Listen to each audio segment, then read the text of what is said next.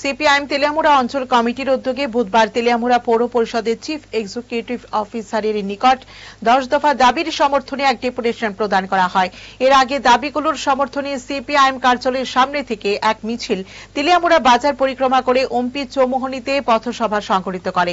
সেখান থেকে 5 সদস্যের এক প্রতিনিধি দল মহকুমা শাসক পরিমল মজুমদারের কাছে 10 দফা দাবির সনদ সম্বলিত স্মারকলিপি তুলে দেন। দাবিগুলোর মধ্যে ওমপি চৌমুহনী থেকে গামাইবাড়ি পর্যন্ত রাস্তা সংস্কার করা, বিপিএল এবং অন্তোদয় পরিবারের যারা রয়েছেন তাদের জলকর মুকুব করা, তেলিয়ামুড়া মহাশ্মশানে দাহ কার্য বিনামূল্যে করার ব্যবস্থা করা ইত্যাদি। চিফ এক্সিকিউটিভ অফিসার মহোদয়ের নিকট ডেপুটেশন প্রদান। আমাদের ডেপুটেশনের দাবিগুলোর উনি যৌক্তিকতা স্বীকার করেন এবং প্রত্যেকটা দাবির গুরুত্ব সহকারে শোনেন।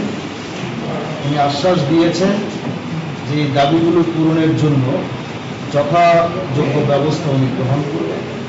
আমরা বলেছি আমরা আগামী আগস্ট মাসে আমাদের এই দাবিগুলো কতটুকু পূরণ হলো আর যেগুলো হলো না কেন হলো না তার টোটাল বিষয়টা নিয়ে আবার ওনার সঙ্গে আমরা আগস্ট মাসে মিলব। মূল দাবি কি কি?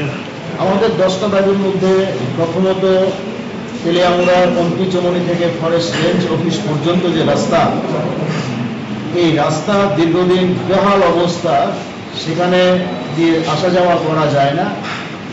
গুরুত্বপূর্ণ তেলিয়ামুড়া মহকুমা হাসপাতাল এখানে অবস্থিত, রোগীরা যাতায়াত করতে পারে না। এই রাস্তা দ্রুত সংস্কার করা।